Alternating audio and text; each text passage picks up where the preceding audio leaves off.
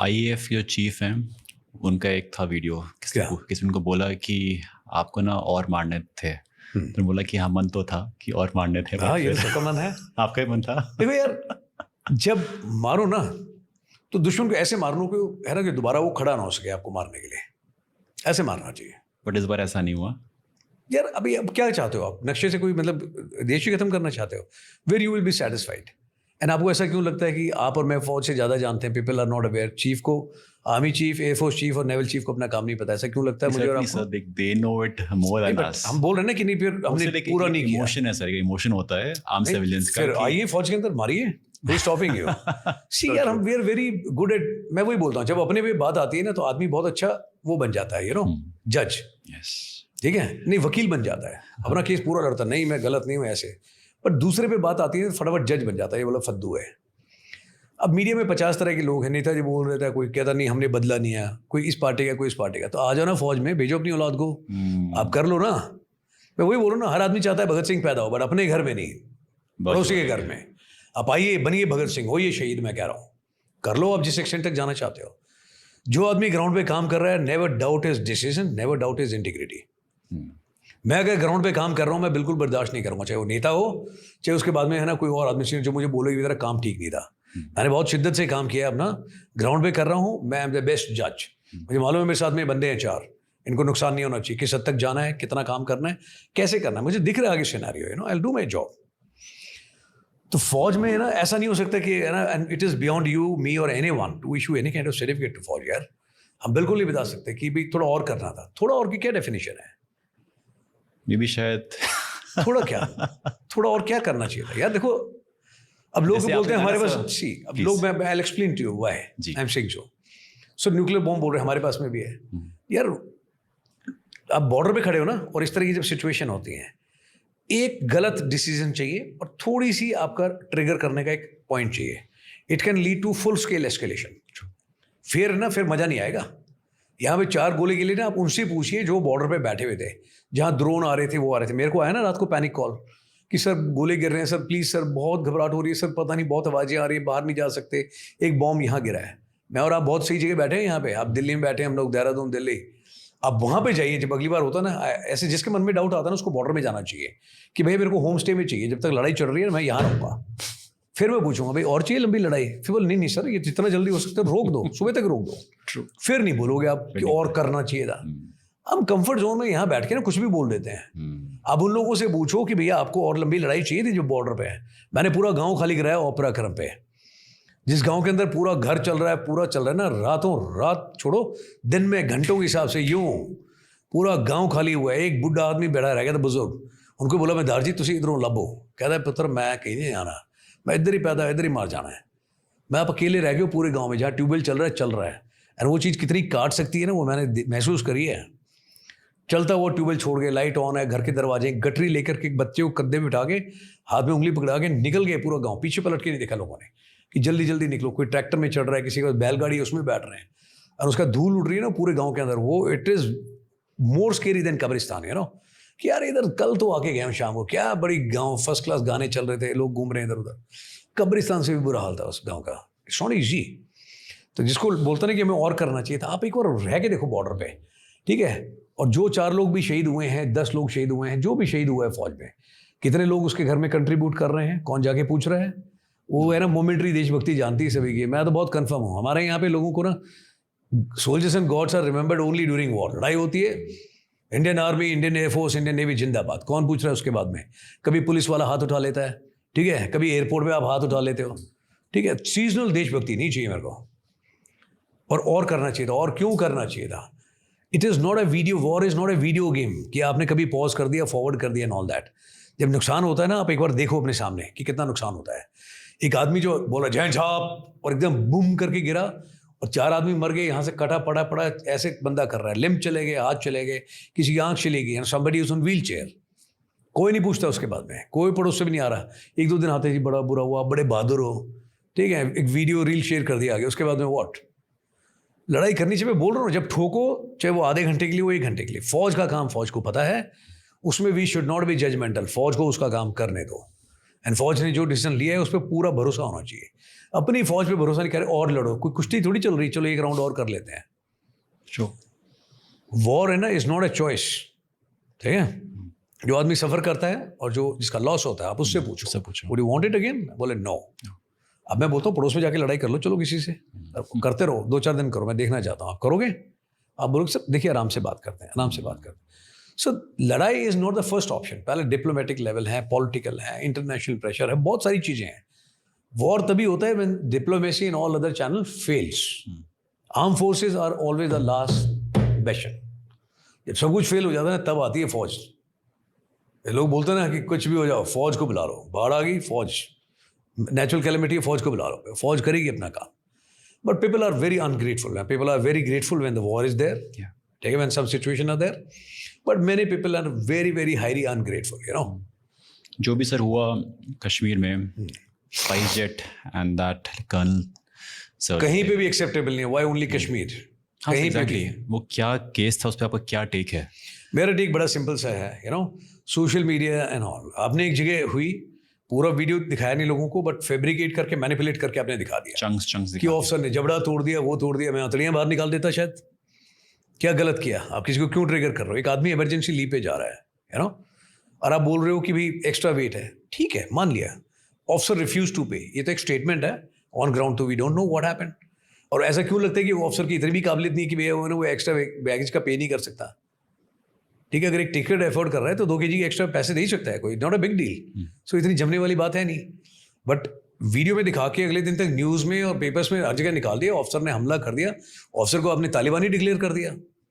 इतना मैनिपुलेट किया कि लोगों के दिमाग में डाल दिया कि भाई ऑफिसर ऐसे करते हैं, ऑफिसर करता है, जवान करता है। इट्स नॉट अबाउट ऑफिसर और जवान, चाहे जवान भी हो, जवान की भी उतनी इज्जत होनी चाहिए। रैंक का कोई लेना देना नहीं है इससे।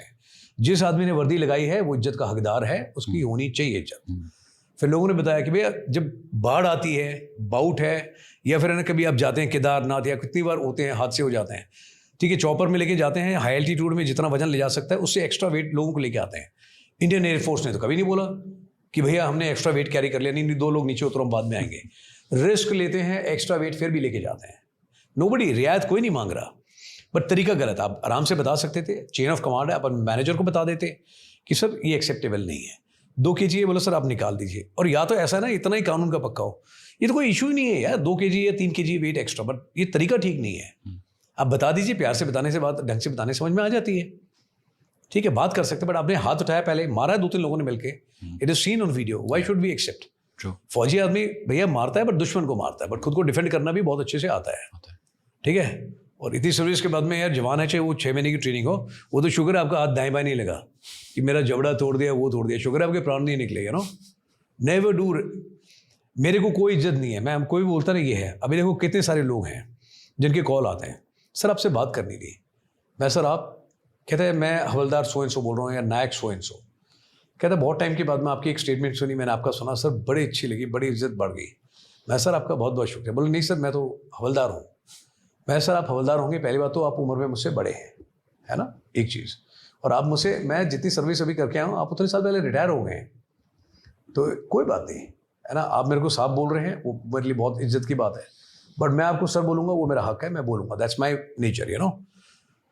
मेरे को कोई ढाबे में मिलता हूँ या किसी और से मिलता हूँ, रिक्शे वाले, मैं तो नहीं बोलता मैं कर्नल सो एंड सो। मैं ये हाथ जोड़ के बताता हूँ, मैं भैया आपको बहुत बहुत शुक्रिया, मेहरबानी, क्या ज़रूरत है मुझे रैंक बताने की। इज्जत देने में जोर ही कितना लगता है।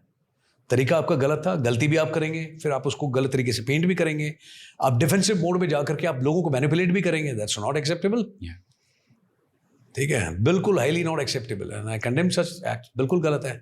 पुलिस वाले भी हाथ उठाए थे, अरे यार किस लिए भाई, कभी है ना जयपुर में हो जाता है, कभी उसके बाद में पंजाब में आ जाता है। जब इशू हुआ था तो मैं उसके बाद में है ना एक मैंने कोर्स रन किया था रिटन के लिए, यू नो, एनडीए एंड उसके लिए सीरियस के लिए मैंने पब्लिकली बताया था। मैं पहले डिफेंस वार्ड के लिए था, है ना, कि भाई आपके लिए इतना कंसेशन है, बड़ा सेट में हटा दो डिफेंस फोर्सेस, लिखो फोर्सेस, सिक्योरिटी फोर्सेस, चाहे वो स्टेट पुलिस का हो, चाहे सेंट्रल पुलिस का हो, नेवी का हो, कोस्ट गार्ड का हो, ITBP, SSB, Assam rifle, BSF, किसी का भी हो। जिस बच्चे के फादर यूनिफॉर्म में है मैं 100% उसको कंसेशन दूंगा। That was my approach. अरे यूनिफॉर्म का कलर अलग हो सकता है बट बेसिक वैल्यूज एथोस तो सेम है ना। अब यही काम अगर फौजी आदमी करता है तो फिर फौजी आदमी भी रद्दी है, फद्दू है। फिर पुलिस वाला कर रहा है, पुलिस वाला भी फद्दू है। ठीक है, सिक्योरिटी फोर्सेस में वो अपना सेंट्रल फोर्सेस का, तब भी वो फद्दू है। जिस आदमी ने, it's not about a organization, army, air force, navy, police और anything, but it is about that person who is in the uniform. कि यूनिफॉर्म तो पहन ली, लेकिन साला कभी फौजी नहीं बन पाए आप, कभी सिपाही नहीं बन पाए। सिपाही हो तो अच्छा कंडक्ट दिखाओ, और फौजी के साथ भी नीचे सिविलियन हो आप, उससे भी आराम से बात करो। स्टेटस देखोगे तो देख के सलूट भी मार दोगे, बड़ी गाड़ी में आदमी आया है, गरीब आदमी आया, चल बाहर निकल, ये कोई तरीका है बात करने का? इज्जत का हकदार तो हर एक आदमी है, बेसिक ह्यूमन राइट है, इज्जत तो आपको हर एक को देनी चाहिए, आप चाहे सिविलियन हो चाहे गरीब आदमी हो, क्या दिक्कत है? तो दिस वाज रॉन्ग थिंग यार, मेरे को तो बहुत बुरा लगा था, मैंने लिखा भी उसके बारे में खोल करके, क्या दिक्कत है? Do you feel this feeling, this like ethos, it's coming from like Gorkha regiment जहाँ पे आपने इतने साल दिए? यार देखो, दो चीजें हैं पर्टिकुलर, ऐसा नहीं है कि हर एक रेजिमेंट के बेसिक है तो सेम है पूरी इंडियन आर्मी के। आप चाहे आर्मी में किसी भी यूनिट में चले जाओ, नाम निशान बेसिक है तो आदमी उसके लिए काम करता है, ठीक है। डिसिप्लिन मजबूत होना चाहिए, काम टाइम पे करोगे, जो काम शुरू किया खत्म करेंगे, ठीक है। कमरेडरी होनी चाहिए, ठीक है। लीडरशिप ऐसी होनी चाहिए कि भैया खतरा हो तो भैया आप हमेशा आगे आ जाओ, कंफर्ट है पीछे चले जाओ। ये बेसिक एथोस हैं, हर एक रेजिमेंट के हैं, बट इसमें फ़र्क कहाँ पे पड़ता है? फ़र्क पड़ता है इंडिविजुअल लेवल में, ठीक है। एक आदमी है जो बहुत अच्छा है ना, रूल के हिसाब से चलता है कि नहीं पहले जूनियर्स खाना लेंगे उसके बाद में मैं लूँगा, है ना। मैं तो ये फॉलो करता था, पहले सारे ऑफिसर जूनियर मोस्ट से शुरू कर, मैं ले भाई, आखिरी में मैं लूँगा, ठीक है। बहुत लोग ऐसे हैं जो कहता है भैया पहले अपन लेगा, लेग पीस लेगा, ले लो भैया, ठीक है, मैं सीनियर हूँ, बाकी सब वेट करेंगे। ये इंडिविजुअल फ़र्क डालता है। यूनिफॉर्म जो भी हो, ऑर्गेनाइजेशन जो भी हो, but it is absolutely personality oriented. Do you feel कि जो आपकी रेजिमेंट है, आप जिसको बिलोंग करते हो, उनका एक वैल्यू सिस्टम कैरी फॉरवर्ड हो रहा है, लेगेसी है कि भाई आप गोरखा रेजिमेंट के हो तो मतलब 100%, तो वो आपके अंदर इनग्रेन हो ही जाता है। देखो गोरखा में है तो आपको सिखाया जाता है कि भाई हम गुरु जी बोलते हैं, जी लगाते हैं आगे। अच्छा, हमारे जो भी जवान है कोई भी है, एक दूसरे को नंबर से बोलते हैं तो उनको गुरु जी बोलते हैं। गुरु जी, मैं अपने सीनियर को गुरु जी बोलता हूँ, अरुण सर को, इज ब्रिगेडियर नाउ, है ना, गुरु जी। उनका नंबर भी फोन में देखोगे तो गुरु जी के नाम से सेव है। अच्छा, is my senior subaltern, immediate senior, तो मैं इनको गुरु जी बोलता हूँ, है ना। गुरु जी हमारे मेरे उस्ताद हैं, सभी जो आपके लिए जूनियर भी ऊपर भी हो सबको गुरु जी, सबको गुरु जी बोलते हैं हम, सबसे सीखते हो। हाँ, जी लगाने में कितना जोर लगता है यार। अब यहाँ पे उस दिन मेरे को एक लेडी मिली अपने हस्बैंड के साथ में, बच्चा था, मैं ये कौन है, कहता है दादा ने ऐसे कहते हैं, मैं दादा जी, तो एक बार बोला, फिर बोल रहे थे दादी भी ने, मैं दादी जी, मैंने उसको 4-5 बार टोका, फिर कहते दादा ना, कहते दादा जी। हाँ गुड। मैंने कितना टाइम लगा इस बच्चे को सिखाने में? छोटा सा है, 4 साल का, मैंने सिखा दिया 5 मिनट में। आप क्यों नहीं सिखा पा रहे दोनों?